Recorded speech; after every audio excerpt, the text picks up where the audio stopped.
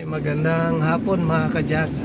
Meron tayong sasaglitan kasi napanood data yung YouTube natin, yung vlog natin na na-stuck sa reverse.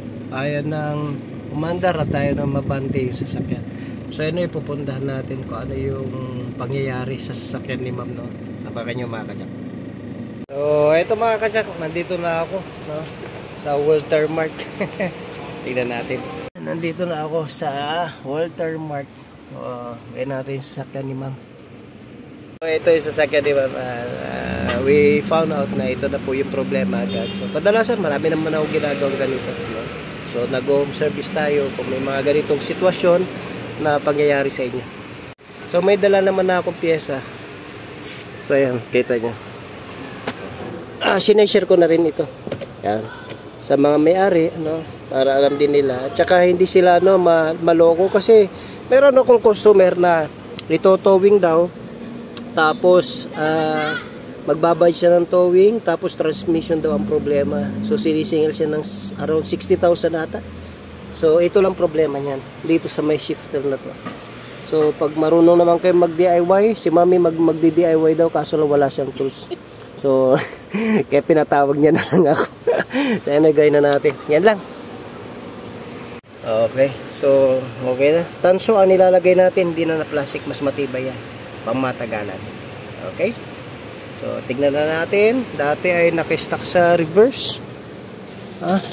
Susi Ma'am. Testing muna. Testing.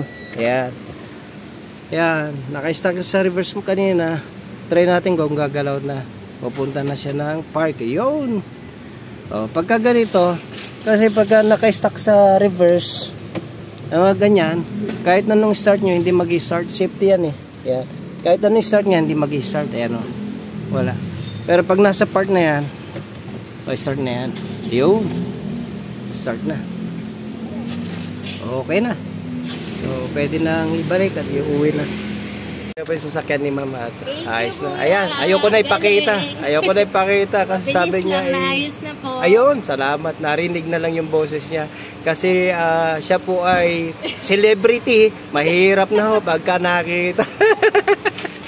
Okay. Alis na si Ma'am, no? So, okay na yung sasakyan. At pauwi na rin ako. Okay mga ka-Jack.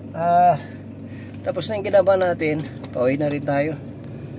So, sinaglitan na natin si Ma'am dahil din kanina pa sila hindi na makauwi. Syempre ayaw mabanti na yung sasakyan, tsaka nasa stuck sa reverse, ayaw din mag-start. Yun lamang. Sana makatulong ulit sa mga sa mga tips natin at sinishare natin tong video na to para may knowledge din po tayo, lalo na pagka nasa lugar tayo ng alanganin. Tawag lang po kayo, baka ma-assist ko kayo dahil meron din ako mga followers na tumatawag malalayo, may taga-Baler, tapos in-assist ko na lang sila para may ayos nila yun hanggang makauwi. So, pero pag dito kayo sa Maynila, may parts na ako, no? Papalitan na natin ng parts, tapos mas matibay yung nilalagay ko. So yun lang mga ka-Jack, Jack of all trades auto care, the shop that cares for your car. God bless you. So, ayun mga ka-Jack, galing tayo sa service, medyo ginabi na tayo. Pero anyway, sobrang traffic lang. Yun ay pagkaganyan ang mga problema natin, especially sa BIOS, no? Sa dami ko nang nagawang ganito ay wag ho kayo basta-basta papayag na ibaba yung transmission. Wag kayong babayag na basta-basta na singiling kayo na sobrang mahal.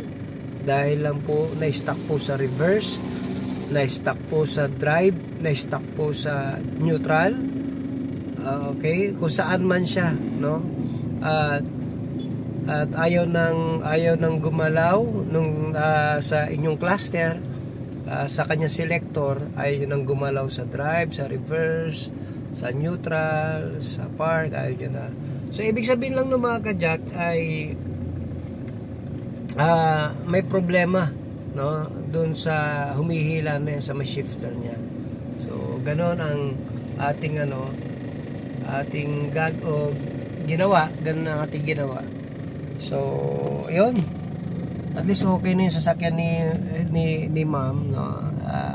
Sinaglitan po natin siya doon sa Antipolo, no? Taga-Tagig po tayo mga ka-Jack. sinaglitan natin siya para ma-assist natin at okay na, nakauwi na kasi kanina pa naghihintay, no?